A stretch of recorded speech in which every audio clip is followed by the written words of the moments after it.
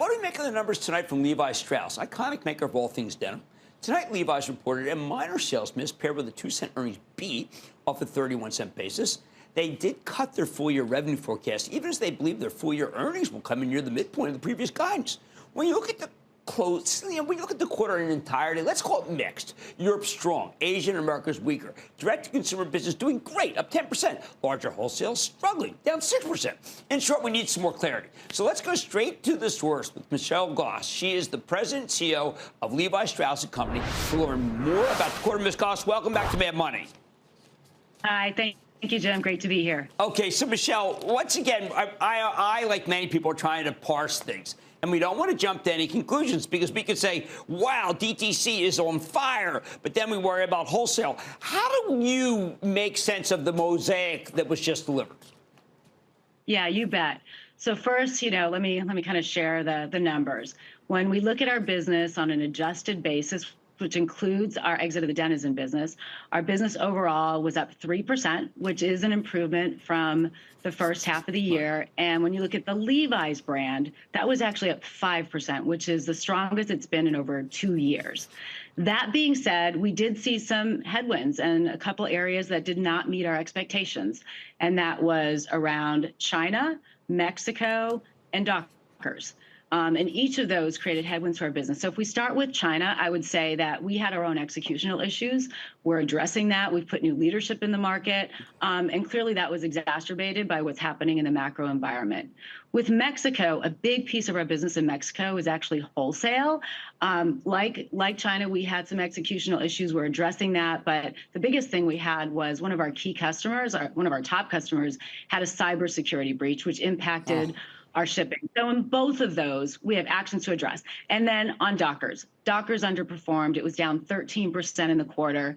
It's underperformed for some time, and we've made a big decision, which is to explore strategic options with the intent to sell the business. Oh, I think that's great. I didn't want to have you another quarter and say, all right, what are you doing with Dockers? I mean, you have to address them. You're taking biting a tough bullet. I do want to go back to Mexico for a second. I don't think people realize how there's a lot of companies that have business in Mexico. Mexico is a huge business for you. So a cybersecurity breach could actually have reduced these numbers more than people who are trading on the stock right now and sending it lower.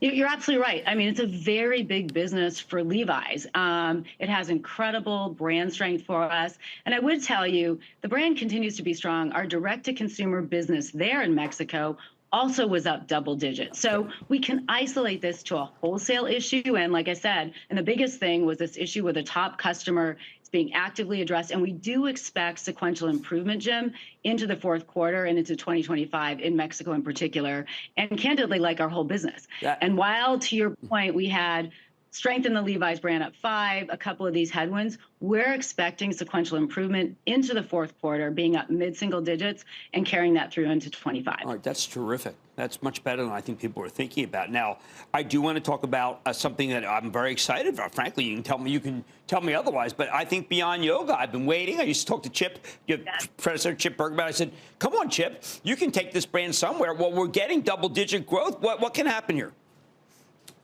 It's a big opportunity. I mean, it kind of goes back to the portfolio now with leaning in and sharpening our focus on Levi's and also accelerating Beyond Yoga. We brought in a new leader in Nancy Green. She's brought in retail and apparel veterans, and we're just in the early stages of this, 19% in the quarter.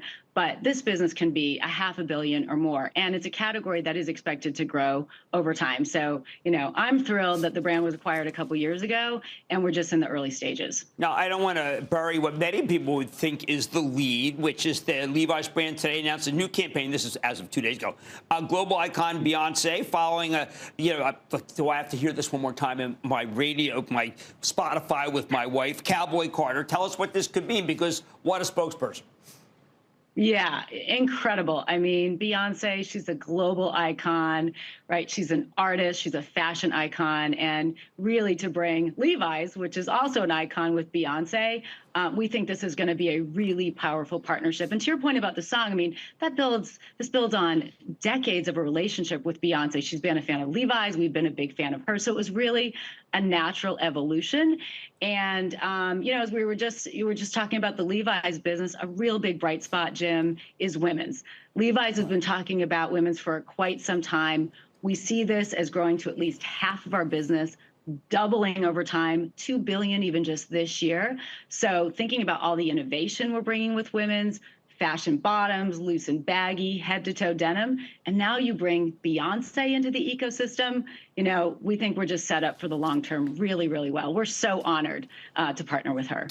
Even though I know a lot of people will come and say, listen, we're nowhere near the holiday season. When it comes to apparel, that holiday season's already arrived.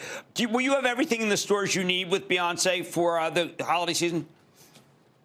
I love that question because as you saw with our first chapter with Beyoncé, this is about Beyoncé with our iconic products. I mean, she's wearing the 501. And while we are really excited about the innovation we're seeing in denim and fits and head to toe, our icons continue to perform. 501 was up over 10% in the quarter, and that's been many quarters in the making. So with Beyoncé wearing the 501 with the essential tee, more chapters are coming with her.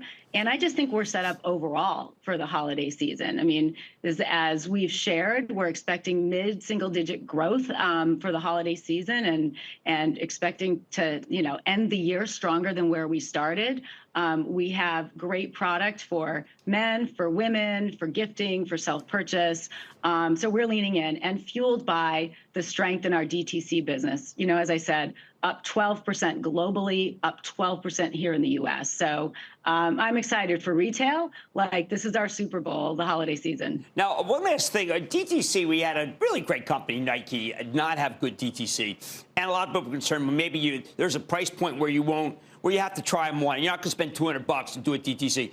Do you think it's one of the reasons why Levi's works? People know their size, and your price is very reasonable. Is that why DTC is so strong? Yeah, I think for Levi's, we are such an approachable brand that addresses all demographics. And so all channels have their place. And when we talk about being a DTC first company, it's really DTC plus wholesale, and wholesale amplifies our DTC first strategy. We reach millions of consumers in wholesale, and even in that channel, which, was negative again this quarter, we saw improvement. It was down 3%. We expect sequential improvement over time. But, the fact is that you can buy your Levi's in a great wholesale partner, and they're really important to us. Or when you come into our stores, you do get the full assortment of Levi's. It's also worth mentioning, Jim, that, not only is our bottoms business strong in DTC, but our tops business. Our tops business for the company was up 8%.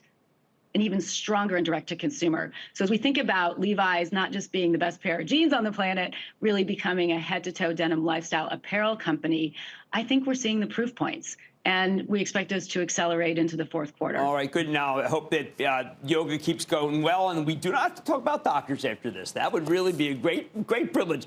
Beyoncé, yes. Dockers, no. Michelle Goss, CEO of Levi Strauss, thank you for coming on. Thank you, Jim. Mad Money's back here for the break. Coming up, hit us with your best shot. An electrified fast fire lightning round is next.